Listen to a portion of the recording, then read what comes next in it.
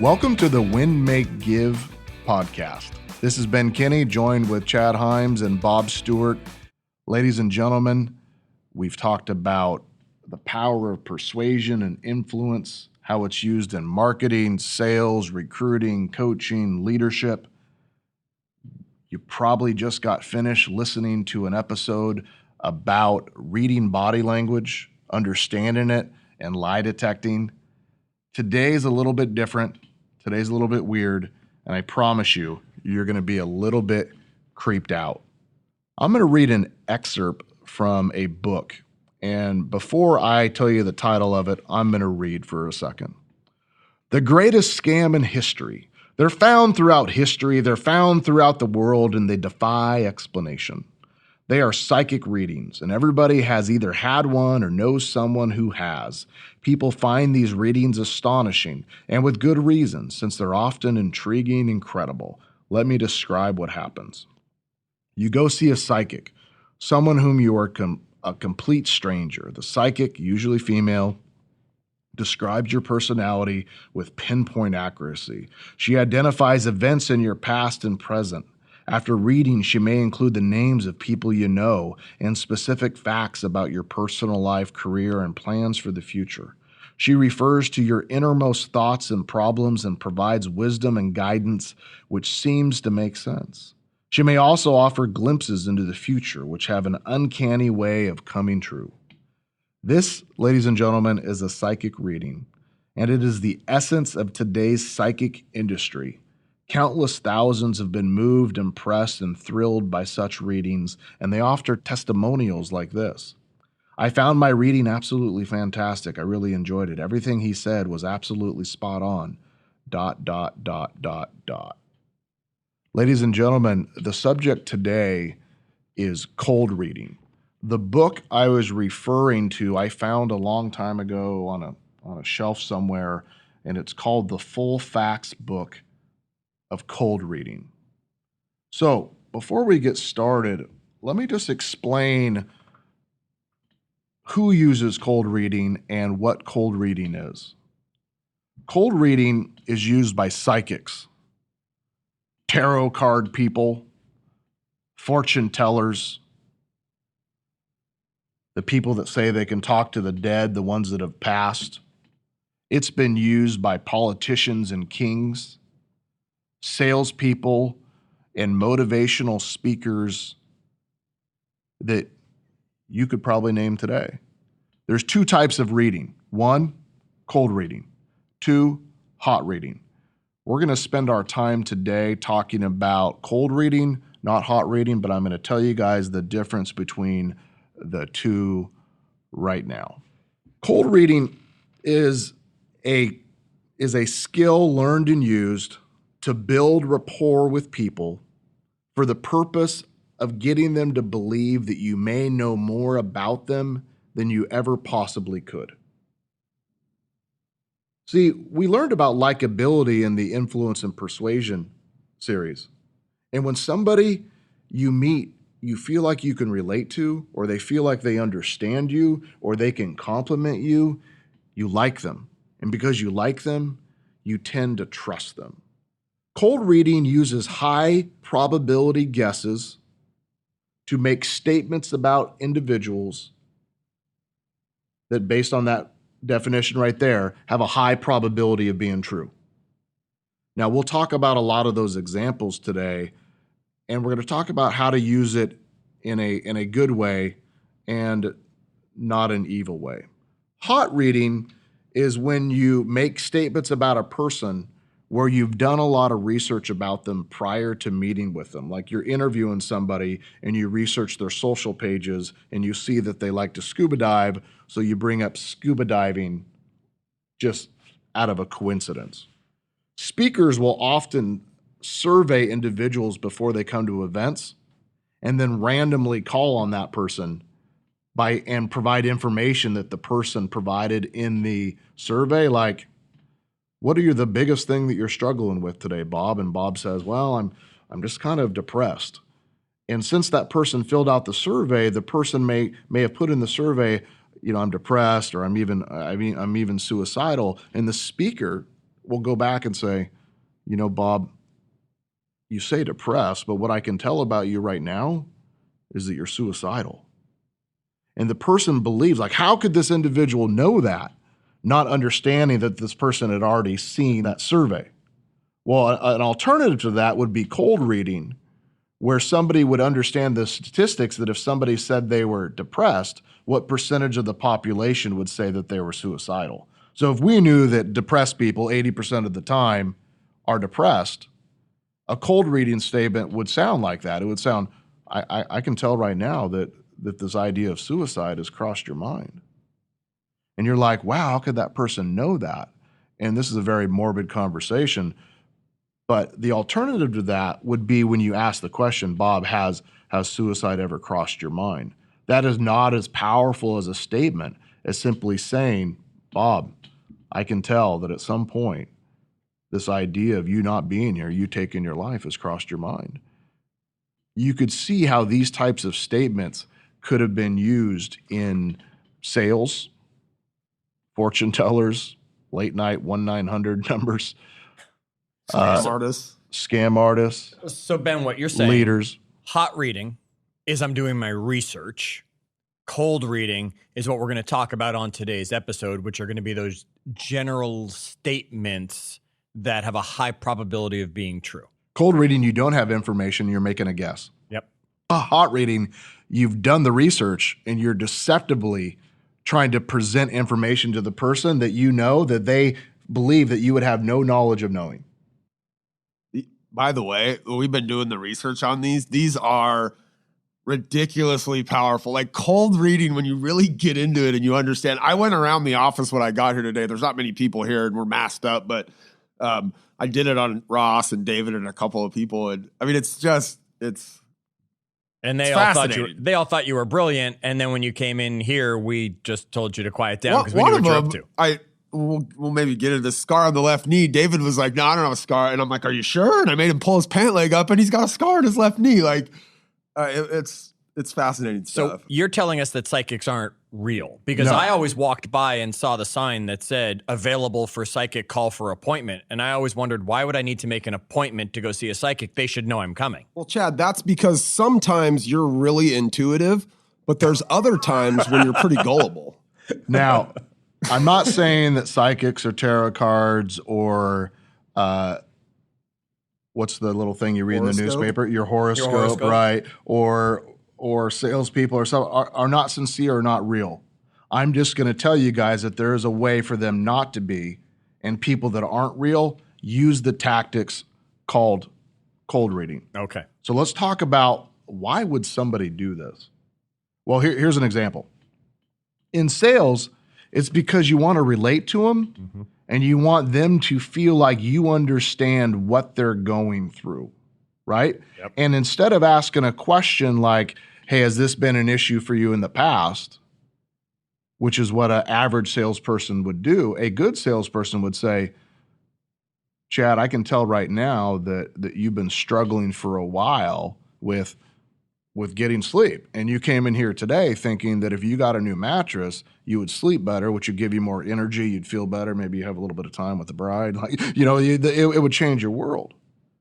That is what a cold reading statement would be. Have you been having problems sleeping? No, I go into buy a new mattress because why? I peed on it? No, it's because there's something wrong with the mattress, right? Yes. It's not accomplishing your goal or somebody stole it. Right. I'm just going to say that 80% of the time, right? Because you want to sleep better. Yeah. Right. So cold reading is your ability to make highly probable guesses about a person, a situation, or an audience. When I first ran across cold reading, it was on the YouTubes. Ooh. Well, I read about it, and then I went on a YouTube journey, right? And I was watching the YouTubes, and I watched this example. You can find it there today. I watched it again recently, where this guy, he shuts the stage, and he says, I've invited a bunch of people to this event tonight. I've used a fake name, basically. And the premise of tonight's event is that I've told them that I can communicate with people that have passed away. So seance style. Yeah. Okay. So they come into the room for this event. It's videotaped. And this guy comes up front to the stage And the mood is perfect. The lights are low, you know, you can see the audience, but there's candles in there. It's like a very peaceful thing. Now, what's interesting is anybody that would show up to that believes what? That he can do it. That he can talk to somebody that's passed away. Yeah. Yep. What's another thing you know about the people in the room? They've lost somebody. That recently. somebody's passed away that they want to talk to, right? So the guy, this is where all these things that we've talked about starts coming together. The guy says, okay, let's get started. And he says, I'm getting something. I have a connection.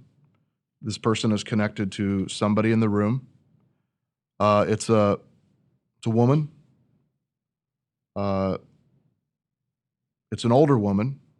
And he's looking around the room, and people's nonverbal cues, they're sitting up straight, they're looking, they're leaning forward. Is it my grandma? You could see that they're, and he's cueing in. So he listened to our last episode on body language. Exactly, right? Got it. He's watching this audience.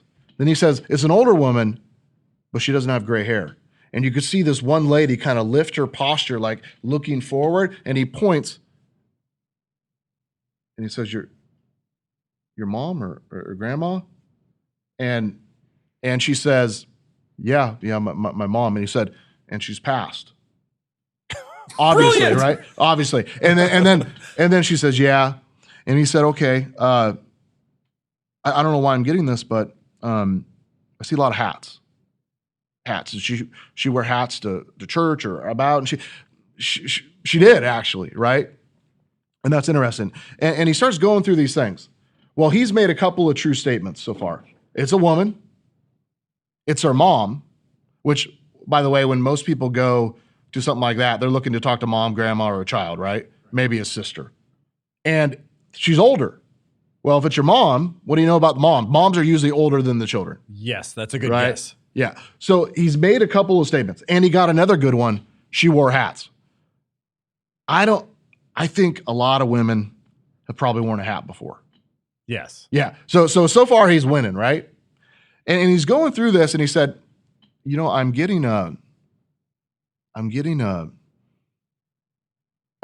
name, Marie or Mary, and she says, could it be like her mom or an aunt or a sister or a neighbor, a friend? And he's giving her all these examples for her to go prove, right? And she said, no, I can't think of anybody. And he does this tactic, and it's called the shotgunning. And a shotgun, if you know about shooting a shotgun doesn't have one bullet. It has a whole bunch of pellets in there. And some of those pellets will hit the duck or the goose or the dove or whatever you hunt with it, the neighbor, right? Some of them don't. So shotgunning is some things hit and some things miss. You don't pay attention to the misses, you pay attention to the hits. And she says, no, I don't think so. And he says, you know, I really think it's true. So why don't you think on for a bit and maybe it'll come to you. He doesn't acknowledge that it was a miss. He moves on. And then he goes a little bit. And he put the blame on her too. Yeah. He's, I could be wrong, but I don't think so. Right. I'm pretty sure, but just think about it for a bit. And he keeps going. And over time, she's like, I remember her neighbor was named Maria, right? He's like, and they had some sort of a relationship. And she's like, yeah, she's shaking her head, some sort of special relationship. She's like, yeah. And so she really feels like he's talking to the mom. And he ends with a statement. He said, she wants to tell you something. And this woman is bawling. Now he's made about 37 untrue statements, and he's made about 4 correct ones. She's bawling, and you could see her saying, it's really her, it's really her. And at the end, he says, she wants you to know that's okay. She wants you to know that she left a little early, but she's still here watching, and she's keeping an eye on you. And he goes through this whole thing. Now, his purpose was not to embarrass these people. His purpose was not to deceive them. His purpose was to show how cold reading can be used against people to manipulate us or convince us things that may or may not be true. And he used the vast majority of tactics. And I was fascinated by this. And I started doing a bunch of research, like who uses cold reading? And it was all those people that we already mentioned. Yep. Salespeople, politicians, right?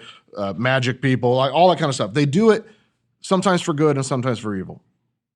I want to talk about particularly how do we do it for good? And good, there could be a few ways or a few purposes. One, you're trying to sell something to somebody that needs it. You're trying to help them. Yes. You're trying to make somebody feel better about themselves so that they can move forward and take action in their lives. You're coaching or mentoring somebody. Maybe you're trying to connect with someone, like even, again, as I mentioned in our last episode, your teenager, and you're pulling a cold reading even though you know them, but you're pulling a cold reading about a situation they were in or something, so now they're more willing to talk to mom or dad about it. Yeah, you need to build rapport really quickly because you're making a cold call and you have to make that connection in 60 seconds, right? You're at a presentation trying to sell something, you need to do it. It's also used by the FBI and by the CIA. Here'd be an example. The ineffective way to interrogate somebody would be to say something like, do you have a diary? No. The effective way to say would be, where's your diary located? See the difference in the statement? They're already making the statement that they know the diary already exists, right?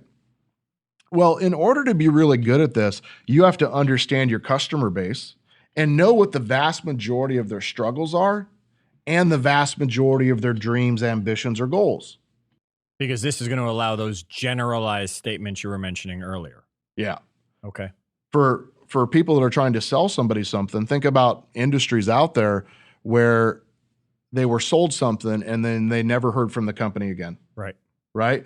We know the vast majority of people, if we said, hey, I can tell right now that you're frustrated because the last time you hired somebody, they took your money and you never really heard anything again. Or in real estate, an example would be, I can tell that you're really frustrated that there wasn't enough people that came in your house. Because if they did, they would have seen the architecture and the design and the quality that I'm seeing today, and you knew that somebody would have bought it. And they're shaking their head acknowledging because they feel like, yeah, if I would have had more people in here today, or more people in my home when I was trying to sell it, somebody would have bought it. Right. And then you say, that's exactly what I want to talk about today. I want to talk about how do we get more people in your home. And these types of salespeople will use these different types of cold reading tactics. So I'm going to share a couple examples of these today. You've already shared one with us right off the bat, which is the shotgun. Shotgun. Right. The shotgun is where you use general information. And the goal is to get somebody to either raise their hand in the audience, say, yeah, that's me, that relates to me, or for the person you're talking to acknowledge it. Now, if they don't acknowledge it, you move on. So you probably have a favorite color. It might be red or blue or green. I'm just throwing lots of colors out there. That's a question. The problem with that, Chad, is I can tell right now that your favorite color is green. And if you said no, you move on. You don't have to dwell on the fact that it's a miss. You move on to the next question. Right. Right? In the example where the psychic, they actually got 30 no's. Right. But by the end, the lady was crying, saying she's really talking to my mom that passed. One of the things about like this aspect of cold reading, it ties into people's confirmation bias. And so when that person left that room and they went and retold the story to their friend, the only thing they remembered about that story were the things they got right. I was in this room. The psychic knew that my mom was there. He knew her neighbor's name was Mary, and had a message for me that even though she left early, everything was okay. They don't retell the things that didn't confirm what they were going in there to hear in the first place. So that's those misses, only if you dwell on them do they ever remember them. When you just move right past them, all they remember at the end is the compilation of all of the confirmations. So in real estate, I might have said, Chad, I can tell right now that you're frustrated with the lack of communication that the previous agent gave you. Because I've been on thousands of those presentations in my career, right? That I know that was the number one complaint, the lack of communication. Because I'm dealing with people that tried to sell their home in the past that are now looking to hire me. That makes sense? No, Chad could come back and say, no, you don't, to be honest, the agent called me all the time. So I could either say, oh, I'm sorry, my bad. Or I could say, that frustration though I still see. What were you frustrated about? And then he says, well, marketing. That's what I was sensing. I apologize. I can tell right now that you're frustrated because the marketing didn't get people inside your house, right? And he's like, yeah, that makes sense. Okay, well, the next type of cold reading past the shotgunning statements is the Barnum statement. The Barnum statement was named after P.T. Barnum, the circus guy. Right? Yep. Where you make a statement that seems personal, but it could apply to a lot of people. Barnum statements rely on this idea that people want to believe, and they're looking to have information be presented to them in a way that they would want to feel. Here be an example. Like, people want to feel that they're good with people. So I could say, Bob, I can tell right now that you're a people person, that you're good with people. And when you speak to people, people listen. And I could make that statement simply because when I got to meet Bob, I said, Bob, what do you do? And he's like, oh, I'm a manager. Well, what do managers do? They manage people, right? So Bob, I can tell right now that you have an ability to lead and influence and persuade people to do things, right? And that's a skill set that I really respect. Barnum statements, they're used in horoscopes all the time, right? We offer information that seems personal. Amazingly, it's personal to everybody who has the exact same sign as you. Isn't that amazing? Yeah. Can you guys think of an example? In my horoscope, it's going to tell me something about how wonderful today is going to be for me, or it's going to give me some statement about you are a warm and loving person, and all of a sudden, of course, I want to believe that. Well, you are a warm and loving person unless somebody crosses you, right? Which is another one of the tactics. But well, in horoscopes, it'd be like, I can tell that you're emerging out of some financial strains in your life. Like, who hasn't had financial strains? And most likely we had some recently, right? And looking forward, it's going to be better. Today, look for a financial win or whatever that might be. And then somebody you find a quarter, right? Or somebody gives you $100, or you open your mail and you have a check, right? You're going to look to prove it to be true. Barnum statements require you to understand the probability of people. Let me give you some examples. Okay. Bob, your example. The vast majority of people, especially right-handed people, have a scar on their left knee. Do me a favor, if you're listening to the call today, check your left knee. And not driving right now. And find a scar, because you probably have it. Because when you fall, right, you end up landing on that left knee, especially if you're right-handed. Well, here's another one. The vast majority of people have a scenario in their childhood related positively or negatively to water. So if I was a psychic and I was having a conversation with somebody, I might say, Chad, I'm getting a feeling that at some point in your childhood, you had some situation around water, a lake, a river, ocean, like a pool. What was that? Yeah, there was the lake at camp. So he starts talking about that, and I get to work on that statement and take it further and further. Sure. And what happened at that camp. Well, there was this accident that happened involving a boat and a speedboat and a kid that was one of the campers there. And then I could follow up with, and that's been affecting you in your life currently, still hasn't it? Sure. Because I knew those people and they were in my life and whatever that might be, and you keep going down this path. Barnum statements require knowledge to make high probable guesses. Here's another one. An M. A lot of people in our age group have a parent or a grandparent who had an M in their name. So I'm getting an indication of somebody important to you, some sort of a parental figure or some sort of an elder that started with the letter M. Who would that be? My grandfather, Murray. Well, what is his name? Murray. Get out of here. Are you serious? Yeah. And this person, this was not arranged in advance. And this person had some sort of an impact on you. Sure. He was my grandfather. A wonderful impact. Yeah. And what did I just do? I just told you it was a wonderful impact instead of saying it was a horrible impact. Now you also know which path to go down, that he was a mentoring type figure instead of... Yeah, it's one of the most powerful aspects of this cold reading is the information Chad's providing as Ben asked these generalized statements, because now he can go down the camp road or he could go down the grandfather road, right? You know, it's interesting as you were bringing this up, Ben, we just had this conversation around our house because there's this talk that the astrology signs have changed, right? There's they've identified a new zodiac sign or something along this line. I didn't pay too much attention to it. And we were having this conversation and reading the description of what your new zodiac sign is, depending on when your birthday is. And my wife was reading it, and she said, that's not me. She went back and read the description of her current sign, and she's, oh, that's me, perfectly. Of course, there were probably 3 things in there that weren't her as she was reading it, the way you said it earlier, Bob, where she was like, I'm going to dismiss those things. Because these things say I'm organized. These things say I'm neat. These things say things I want to hear, and they were generalized statements. So we'll talk about 2 other types of cold reading. Then we're going to send you on your journey to get lost in the YouTubes and the reading of books by like Ian Rowland. The next one is a sugar lump. What is sugar? Sweet, right? So how do you start a conversation making a statement with a sugar lump, something sweet? So you start a compliment. Like, let's say you wanted somebody to change something in your home. You might start off with, I can tell right now, Bob, that you have a lot of style.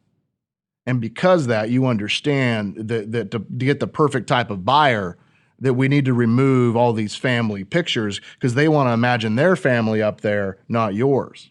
And you're starting with a compliment. I can tell, Chad, right now that you have a lot of experience with these types of situations, which is why you're going to understand, blah, blah, blah. You start with a compliment. Skill set, appearance, experience, those types of things. Cold reading, if you go and you Google and research sugar lumps, we'll send you down this whole pathway of understanding how do you use sugar lumps as a way to build rapport quickly. Now, lastly, in cold reading, another one, and there's hundreds of tactics, right? Another one is a rainbow ruse. I like this one. A rainbow ruse is where you say the positive and the negatives of something, because 90% of the time it's true. Right. And we tend to relate to both sides of it. Give you an example. Chad, I can tell right now that you're good in front of people and you don't mind people. And in some situations, people give you energy. But there's also other times where you need to be by yourself to recharge. And you need that alone time or that time with your honey bunny before you can go back into the people situation. Would you say that's true? It's amazing. How did you know? Bob, I can tell that you're a confident individual. And that you exude confidence, by the way, sugar lump, right? And however, there are areas of your life which you are insecure. Is that right? Yeah. Very few of us are confident in all areas and not insecure in others, right? That is a rainbow ruse. You use the positive and the negative in a statement because they were likely to relate to both of them. Right. Make sense? Yep.